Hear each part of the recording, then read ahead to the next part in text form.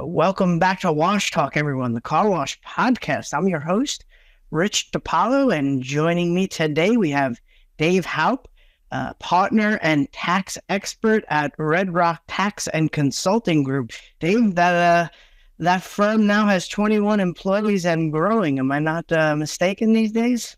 Yes, yeah, that's exactly right. We are growing at a terrific rate right now. It's been a lot of fun.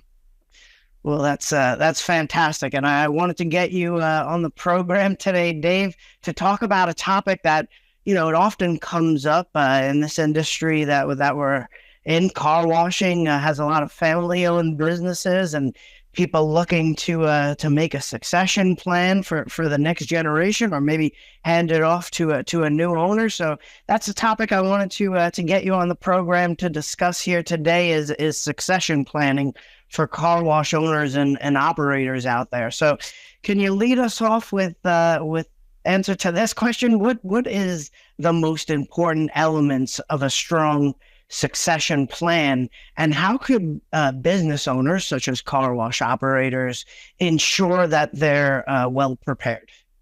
Man, we're skipping right past the milk. We're going straight to the meat with this question. You're like, that's it. Yeah. Okay. Genuinely, there's a lot. And I always put this as like a closing question. Are there any things regarding succession planning that we need to talk about with my clients at the end of the year? I want this to be at the front of their mind, and I never want it to come up as a surprise. Having a surprise of, I need to sell this business right now, is a recipe for disaster in a couple ways. And namely, you get to pay the Uncle Sam special, which means basically the most amount of tax possible. And I discourage that to a high degree. To get started, right? We have someone who has a terrific asset. It produces income, and it has produced a great deal of stability in their lives. Okay, that's awesome. To get to the next step where we're saying, I'm going to divest myself of this asset, we need to have clear goals of what we're trying to accomplish. They should figure out what they want the business to be doing when they are gone, right? So if legacy is most important to them, then that has to be kind of considered. There are considerations there. Or if they say, I want the maximum amount of money, I want to walk away and I'm never looking back. Terrific. That's fine. And there's a path forward for that. But just saying, it's Tuesday and I think I'm going to sell the business is, like I said, a recipe for disaster. Afterwards, your personal goals of what you hope to accomplish after the sale is also very important. And it can't be all decided at once. Sometimes you really need to sit with your feelings and I guess legacy is the most important thing. Like a lot of the time when we're 40 years old and we're just charging into the world and so excited about this business that we've been running for the last 10 years, maybe legacy doesn't come to mind. But as your children develop and other things become more evidently more important to you, I think other things kind of fall by the wayside and you think, okay, yeah, actually, these are the things that are most important to me. Okay, so that was a big first one, and I'm going to kind of rapid fire some other ones at you. Having a valuation that means something to you is really important. If you come to me and say, Dave, I want to sell my business, I say, terrific. Do you have an idea of what your business is worth? And you say, I think my business is worth $2.5 million, or I think my business is worth $5 million. I think my business is worth $92 million. Maybe it is. Awesome. But we need to start having something concrete. We need to have a baseline. We need to know where we're starting from. And so if we're not doing a valuation at the beginning, or if you are preparing to sell and you're not getting a valuation to begin with, stop, hit the brakes. That is not the path forward. Get the valuation, find out where you stand right now, and then figure out how much energy you have to put into the business to get you to the next step so that you can exit. You also need to have, I would say in this case, an exit strategist. You want someone who has done this before, someone like myself who has seen lots of businesses come and go and who has even bought and sold my own businesses. You don't want to try to do this one alone. You've put in too much of a commitment. Just like the car wash, no, not a car wash, just like the car salesman, you go to buy a car. I mean, how many cars are you going to buy in your lifetime? Maybe a dozen, maybe 24 cars, right? But I guarantee you that any car salesman who's been on the lot for 3 months has sold and done more car deals than you kind of ever will. And so putting yourself in a position where you stand to lose or gain a great deal and you're trying to wing it yourself based on like YouTube Academy, that's going to be tough. And I don't want anyone to lose value in that space. Next, let's see, I already said the coach. Next is going to be tax planning, right? What impact is this going to have on you viscerally? I already mentioned the Uncle Sam special, but if we're past the Uncle Sam special and you have the opportunity to plan, what is your accountant suggesting? Is he saying that, well, based off of this sale price, this is the amount of tax you pay? Like, okay, that is not really a plan. That is just the Uncle Sam special. Having a plan is saying that, well, we can mitigate the tax expense on this side of it by using a 1031 exchange.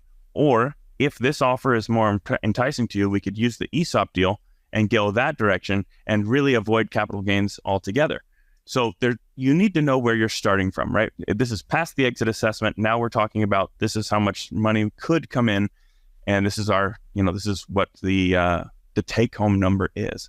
So after that, I think it's important to, again, identify and make sure that you have the right people in place, right? Because you don't want to have, when someone comes to examine your operation, you want them to be kind of impressed with the people that you have in place. You want them to think, wow, like I can step into this role and we can have a terrific success, right?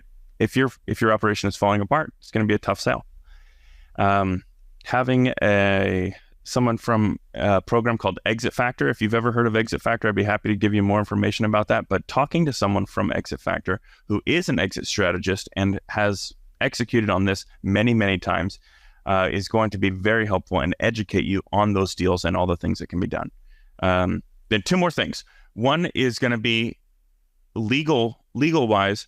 Don't try to do this on your own, okay? And please don't try any kind of like handshake deals, okay? It's too much confusion.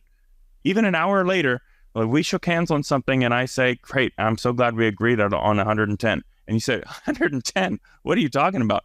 I'm only at 90, and I thought that we had, all of that's got to be in writing. Don't try to do any handshake deals. I've just seen too many deals fall apart with that, and it's something that we can avoid, and it doesn't have to cost that much. There's plenty of attorneys that are eager to solve this problem for you. And then the last thing is having a backup plan, because sometimes our best laid plans just don't go according to plan. And I don't want you to be caught flat-footed in kind of an emerging and life-changing decision, right? So I hope I conveyed clearly that this is not something that you should try to do by yourself. I mentioned an exit strategist, an accountant, an attorney, and I think you should definitely talk to each of those people to make sure that you're on the right track. So yeah, did I answer your question? I think I covered a lot of ground there. You did. It was a loaded question to lead us off, right? So I don't know if the questions will get easier or harder from here, Dave, but I think you gave everybody an idea of all the, different people and experts that you want involved in this process. The good thing is that, the car wash operators that I speak to regarding this topic of succession planning is they've often were given the company from a previous generation, so they've gone through it once, and they care about their legacy, right? They want to make sure their business is in good hands as they're passing it on to the next generation. But if you spend enough time at my house, Dave, the word trusts will also, you'll hear that a lot at my house. And that's not because my wife is looking into any of my mischievous behavior. It's more along the lines of that she's an elder law attorney. So I hear her often talking about trusts in her line of work. And, trusts play a key role in estate planning, which are two other words that I often hear in my household as my wife is an attorney for elder law, but these trusts play a key role in estate planning. How can specific trusts, whether you're talking about a dynasty trust or charitable remainder trust or a grantor retained annuity trust, also known as a GRATs, how can they help an owner in passing down their businesses to the future or to a future generation? Oh man, deep tax. Okay. All right, you asked for it. To take a step forward into this, having a very clear objective is very important. Because if you feel like I want my kids to receive this asset, that's the most important thing, and I want them to be taking care of it, and I want this to bless their lives moving forward, then that's going to push me closer to the dynasty trust. But if you tell me, we have friends who support this cause, and I feel tremendous empathy for this cause, and I want to donate to that cause. This is a great opportunity for planning, so that you could use like the grantor retained annuity trust, right? You can't. Not any one trust solves all the problems. That's absolutely true. We have to find the one that solves your problem, and I don't want your listeners to tune out right now, because I'm gonna go too deep into what the trusts are, because you certainly have a great variety of trusts to pick from. But talk to a professional and clearly line out what you are trying to accomplish, and they will hopefully know sufficient about each different trust option to make it a clear choice. Something that has recently gained a lot of traffic is a private foundation. And for people who are very charitably minded, a private foundation has been an incredible resource. And I'm not just talking about using it as a terrific tax write-off, which it is, and I won't dispute that. It is a terrific tax write-off. But using it to accomplish what your life purpose is awesome. A while ago, I got to go to a Tony Robbins workshop. Okay. I didn't pay for it. If you're wondering, like, Dave, you paid $80,000 to have lunch with Tony Robbins? No, I did not do that. I got to go though. And one of the things that he wanted to hit on was life purpose. And he said something along the lines of, in a thought experiment, Dave, imagine that for no reason at all, $10 starts popping into your checking account on a regular basis. Is that going to change anything? Does that change the way, if it's every day, does it change the way you invest? Does it change the way you feel about the world? Does it change anything? And I basically shook my head. No, I don't think so. No, I don't think so. And then he said, okay, $100 every day pops into your checking account. Does that change the way you invest, the way that you think about the world? What do you think? And I said, yeah, I mean, $100 is terrific. I mean, there's $3,000 is something you could do things with $3,000. And he said, like what? And I rattled off some ideas, and he goes, okay, sweep all that aside. Now $1,000 is going to your account. You don't have to do anything. $1,000 goes into your account every day for no reason. How does that change things? Does that change the way you live your life? And I think, yeah, I think at $1,000, it does change my life. And he says, what do you do with that money? And I said, well, I really care a lot about adoption programs. My wife and her mother were both adopted, and her grandmother was adopted. And we'd love to carry on a legacy. I'm myself very family oriented. I've got 5 of my own children, and I care about these children who do not yet have a family. And I would feel so good having the opportunity to bless their lives. And he says, Dave, I think that's a life purpose for you, right? That's something that you can shoot for. And using a private foundation, you can accomplish that, right? Because there are a ton of different methods for you to, 1, amplify your own living, and 2, live your life purpose. the fulfillment that I would get from that. And for the clients that I've set them up with, right? I mean, with whether you're talking about my clients that are professional athletes or the professional speakers that I have that are clients, and all these different elements that are neat people who are making a lot of money and not by accident. This is what they were putting a lot of resources into, and I'm impressed. I'm humbled by it. So I like that. I don't know that it's necessarily oriented towards succession planning, but it certainly could be. And I could talk you until you don't want to talk anymore about those and any of these trust options, because they are certainly not a one size fits all, but absolutely a useful tool to accomplish succession planning that is effective. Even more of the reason, going back to your response to question one, is to get the right people around you to kind of sort your way through and what option works best for your specific need and business, is to get those right people around you, right, Dave? Yeah, absolutely. Yeah. So Tony Robbins, if you need him. Right. Sometimes I listen to that Tony Robbins and I'm ready to run through a wall or something. He really has a way with words and inspiration for sure. But, last time I was able to smooth talk you into appearing on video with me, Dave, a while back. We covered the 1031 exchange, if you recall that video, right? Yeah. Can you explain the benefits of using a 1031 exchange? You mentioned ESOP in your previous answer. So what are the benefits of using a 1031 exchange or an employee stock ownership plan, also known as an ESOP, as part of a business exit strategy? How do these options differ in terms of long-term tax advantages? The 1031 exchange, I think that there's a lot of bad information out there about 1031 exchanges. And you're right, I do remember that exchange that we had. And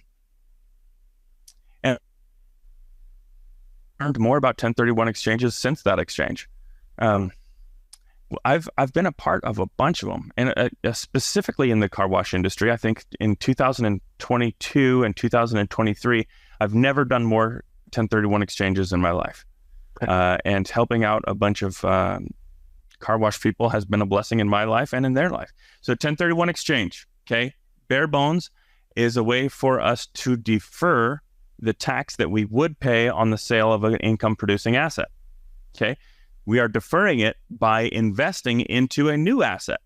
So if we have an owner that says, you know what, I'm kind of burnt out on car washes. I think I need to move into something else, whether he wants to move into hospitality, he wants to move into ranching, he wants to move into something else. There is probably a method to move forward on the 1031 exchange. And there are terrific resources. 1031exchange.com is a neat resource. And anyone who wants to know, there's an associate of mine. His name is Herb Alston, and I think he's a genius. As far as the 1031 exchange is concerned, he has found some new options that make it almost a slam dunk for someone who says, like, I am not ready to divest of like all my assets. I want to divest of this asset and move into a new one. What are my options? After I name those options, there's another option called a Delaware Statutory Trust. See, another trust. Like I said, not everything fits into one. You really have so many different options of how you could proceed into something else that is income producing. So 1031 exchange is a neat product that helps you to defer the income tax and capital gains tax that you would have paid on the sale of an asset for a later date by investing into a new and larger asset. Just recently, I had a conversation with somebody who is selling 2 car washes that are in a great location, and he is selling those 2 car washes to buy 4 car washes. It's an easy fit. But when I talked to him before I explained, what the 1031 exchange was, he said, I want nothing to do with it. So just be open-minded to it. Talk to a professional that knows the ins and outs of it and can put you in one that is going to make sense for you. Right? Get the right professionals to help you out with that. Next, the ESOP. 2022 was a good year for ESOPs. And we did help in a couple of those exchanges. So I would say that if you have employees that are excited about running the car wash and know what they're doing, and you would trust them, then an ESOP is a terrific path forward. It enables the owner to sell shares of their business to the employees and create a tax advantage strategy. Okay, so the owners defer what their capital gains would if they sell at least 30%, and then they are going to receive those funds, and the employees receive ownership in the company. So everyone is incentivized to continue running a great operation. And these have been used to great effect in a number of industries, and the car wash industry is no different. The ESOP can be very good. It needs to be explained, because certainly I barely nicked the surface. Now you have an idea of the owner selling their, and the owner can benefit a great deal from this, because in most cases, he's selling his shares to a bank, and the bank is giving him a loan amount. And so he's not paying taxes on that. And then the loan, because it's a loan, it's not taxed.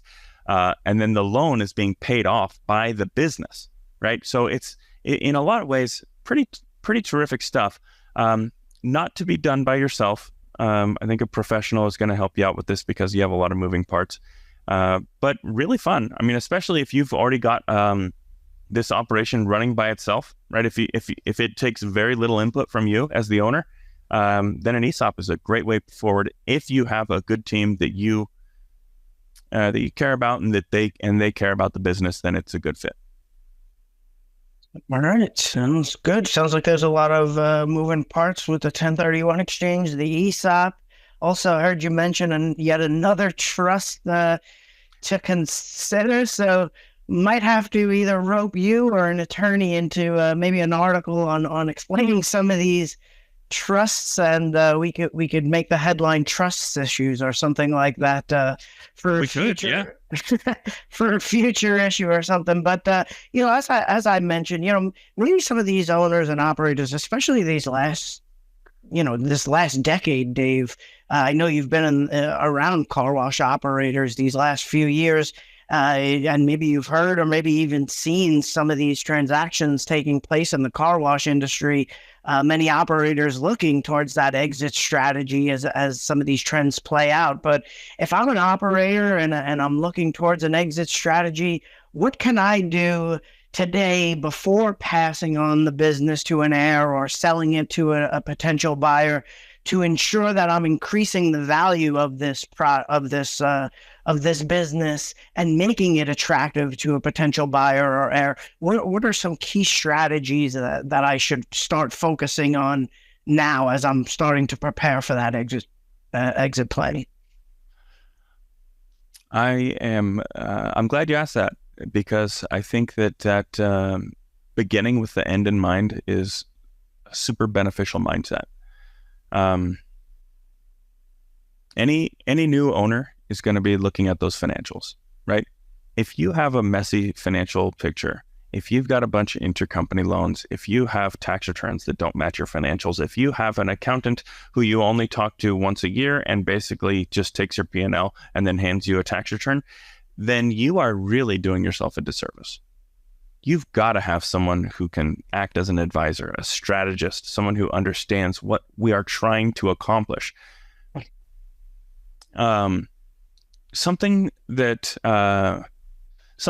one of my advisory clients said to me the other day was, I can't remember exactly, but the feeling was, if I could have done this, Dave, because I asked him what he wanted to accomplish next kind of things. And he said, if I could have accomplished this by myself, I would have, Dave. I need your help on this.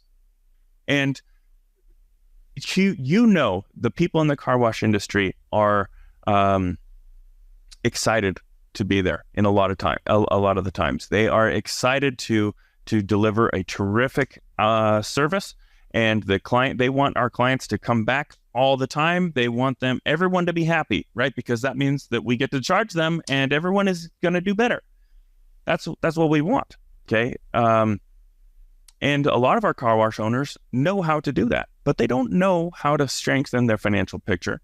and they don't know which part of the P&L is a weak spot, and they don't know about all of the different things that are affecting their business. So strength in the financials, okay? And having someone who will back you up on those financials, someone who is an advisor and understands what outcome you want. And I would say speaking to them 4 times a year is kind of a minimum. If you get to talk to them 4 times a year, that's the minimum. I want you to be talking with them. I want them to understand your outcome, what you want out of the engagement regularly. I want that. That's a big one. Next is having a diversified revenue stream is neat, right? Because if you just have the wash, then maybe you're missing out on some of the add-on services, right? And it's not just the menu on the automatic tunnel, but also having add-on services and saying, hey, this is an opportunity for us to also offer washing your floor mats, or other things like that, or having a laundromat right here next door, because I'm going to come in here, I'm going to wash these clothes, get these clothes going, then I'm going to do the car, I'm going to do come home happy, fold all this stuff up and be, so that's interesting. Also, a lot of car wash owners have vending machines on the premise, and that's another revenue stream. In a recent deal, this is a perfect example, because in a recent deal, we had the guy who wanted to sell the automatic tunnel. He kept the real estate, he sold the automatic tunnel, and he kept the vending machines on the real estate, and he kept the laundromat, right? So he has a good piece of valuable property there, but he needed the cash. And so he that's the move he made. So that's diversify your revenue streams.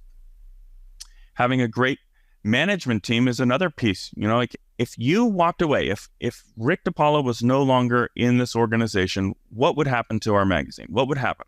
And probably a pretty humongous hole to fill, right? Or if the car wash operator is no longer there, is it still a business? Is it still operating? Is it still running? What's going on, right? We can't have everything rely on one specific person. We want those pieces. We want each person there to do a terrific job.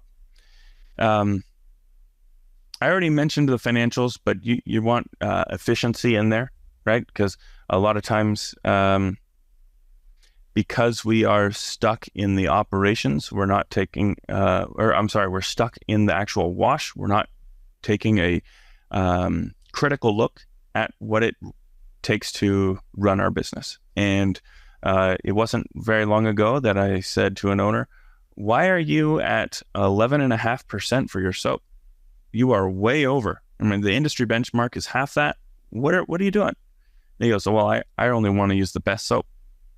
Like, sure, but the industry benchmark is there for, the best soap is going for just barely a hair over that. So like, why are we talking about basically double? I think that's important. You got to keep an eye on, what those numbers are, what they mean to you. Let's see, what else could I think of? It's all pretty overwhelming, right? There's so many things. There's a lot of things. Yeah, that you could be moving towards. So I recommend doing an exit assessment, which I brought up earlier. That program, Exit Factor, terrific program. I'm really impressed with how robust their program is, because it goes very far in depth. It's not just a market analysis of what you could sell your business for today, right? Because any broker could give you that. Instead, it's that plus a 140 questionnaire, 140 questions that goes into depth about your operations, about your processes, about the team that you have in place, about your competition, about your traffic, about all these different elements that really do need to be considered. Because if I can think of it, then certainly a potential buyer from a private equity firm can certainly think of it. Or if another family wants to think about buying your wash, these are questions that you need to have answered. And in every case, these are questions that the owners have not asked themselves. Right? And not for every question, but you're definitely going to get caught on some of these questions, and we need to be ready. So using a program like Exit Factor is going to be hugely beneficial. I'm preparing to answer those questions and to be ready, right? If you, like you said, if you're ready to sell, don't expect that you're going to have a deal next week and ready to close. If you don't have your things in order, you might need to think about, updating your signage, doing the landscaping, fixing that crack in the pavement that you've been putting off, or bad functioning equipment. Getting ahead of that stuff before you're asked to do it is a good way to prepare yourself, I'm sure. And I know initially in responding to that question, Dave, you mentioned keeping good books, and that's a topic, if memory serves correct, you've written for us about on professional car washing and detailing at carwash.com. Can certainly go back and look at that article on our website and our archives for sure. But I want to drag you back into the weeds a little bit, Dave, with this next question. How do provisions like the step up in basis upon death or the annual gift exclusion affect succession planning? What are the potential benefits for car wash owners looking to minimize tax impacts on heirs or the next owner? Okay. Holy moly. Okay. Well, this one affects all of us, right? We are all going to experience loss. And something that is currently written in our tax code allows for something called a step up in basis.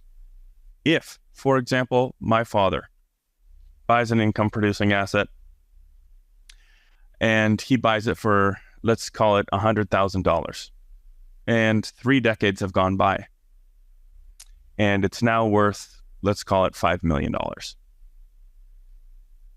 In the current tax code, if I'm the beneficiary, I can receive that asset upon his passing, and my basis in that asset is now $5 million. So that if I were to turn around and sell that asset, I would essentially have zero capital gain. Okay, that's just the bare bone explanation of it. There are elements to consider about that, but a step up in basis is happening at the event of death. If we have a situation where your mom and dad just love the car wash so much that they're not going to retire, they're not going to give it up, and they're going to keep it in their name, and they're going to continue to work for it until they pass, okay. Having a succession plan in place is going to be very important. Having the right kind of trust in play will make this step up in basis as simple as black and white. This is not a complicated piece of tax. We can absolutely execute at a very high level on the step up in basis and prove what the values were, what the initial basis was, all of those things, to make it easy for the inheritors of the asset. Okay. Now, on the other side of that question, you mentioned gift exclusions, and this one requires a good deal of planning as well, potentially more planning.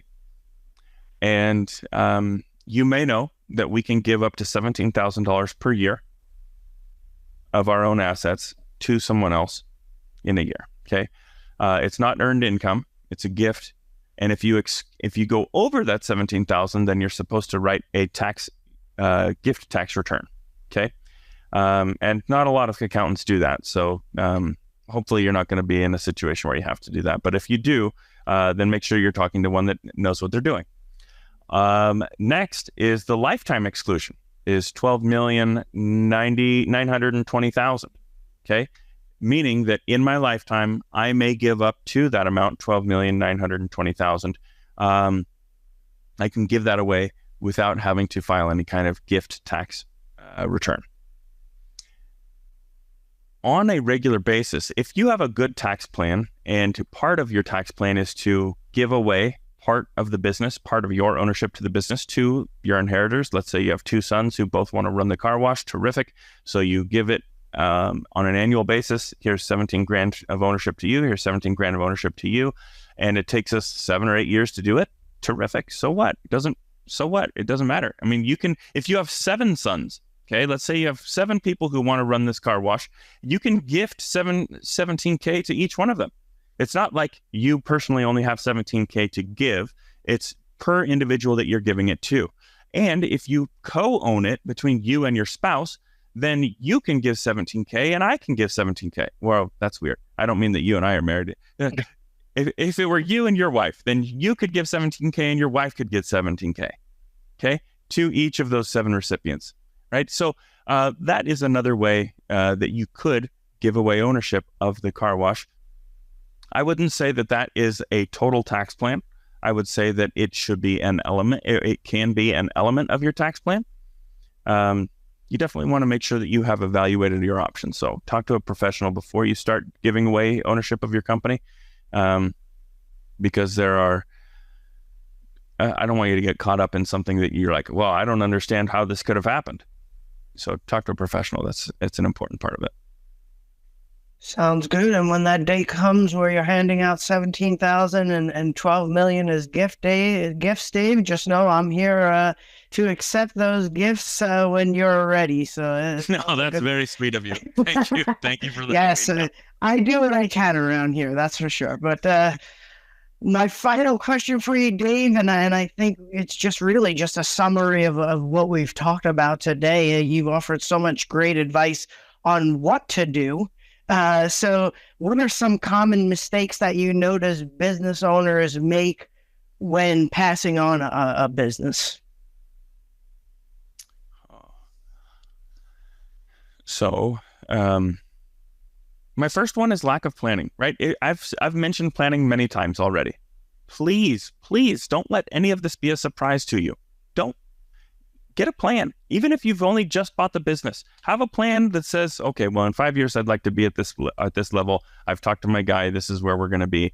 This is how we're going to execute all that kind of stuff. Get a plan in place. That's the first one. I also mentioned surprises. Nobody wants surprises with this kind of element hanging over them. So talk to potential successors early. If you don't involve them and all of a sudden you've given them ownership in a $5 million company, like, holy cow, maybe they do, maybe they don't know how to run it, maybe they want to run it, maybe they don't want to run it. We should not have surprises in a situation like this. Okay, I want you to be judicious about this. Another one is failure on tax planning, right? The Uncle Sam special hits so many people. Over and over, year after year. Even someone who is trying to execute on a 1031 exchange, not very long ago, they did not listen to good advice and they disqualified themselves from a 1031 exchange on accident. There's no takebacks.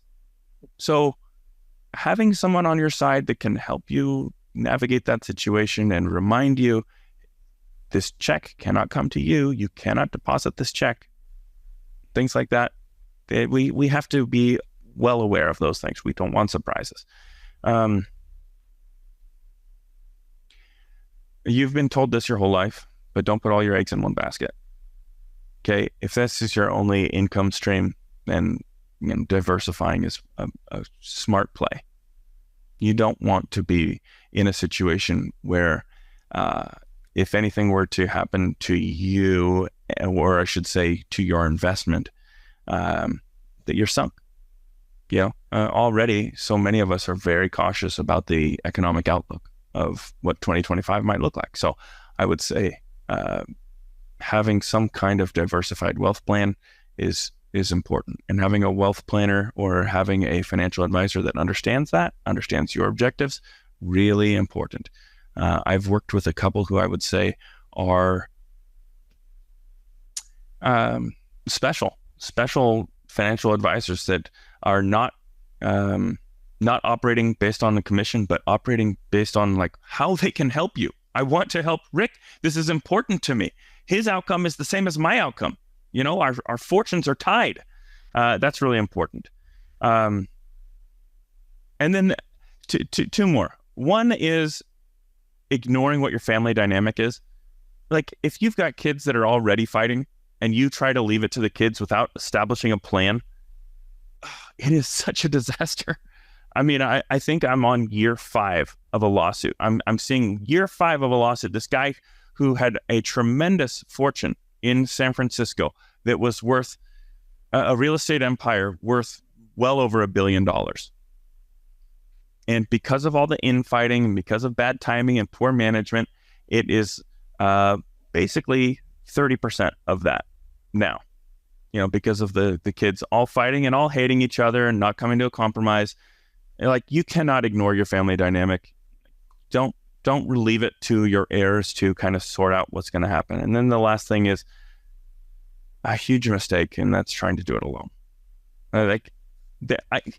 I am a person who likes to do stuff. I love to figure things out and do it. But having a coach for multiple reasons, right? Well, when I was a CFO for the first time, I went to CFO mentorship. I already had a master's in finance, but I went to a mentor in being a CFO because why? One, because in my second engagement with the CEO, I pissed him off really good. So I went to this mentor and I said, what, he didn't like the information that I shared with him. And part of the reason why he didn't like it is because his in-laws and his family members were stealing from him, and making him aware of that was like, oh, wow, this is not what I expected my CFO to do. But really, getting a mentor or getting someone who can coach you through this process, double check some paperwork for you, make sure your plan is sound, is going to be super valuable and give you a ton of peace of mind. Like, trying to do it by yourself doesn't make sense when the stakes are this high. So I think that, I know I'm leaving stuff out, but don't do it by yourself, and don't ignore your family dynamic, and don't forget about taxes, and don't make it a surprise. So planning is so valuable. Well, yeah, it doesn't sound like a good experience as a CFO there. Don't shoot the messenger, right? Right, Dave? Was the lesson of that story there. But having the right people on your side, you've mentioned it multiple times today. I'm glad I have you on my side for this interview. You've also contributed a handful of articles to carwash.com. It's been great having you aboard. I think if you're not already there, you're approaching regular contributor status, Dave. So yes, I've arrived. Yeah, I wish there was a placard or a medal for that, but just a hearty thank you, and we appreciate your time, Dave. And I certainly appreciate you taking some time to discuss succession planning with me today. Yeah, you got it. Thanks, Rick.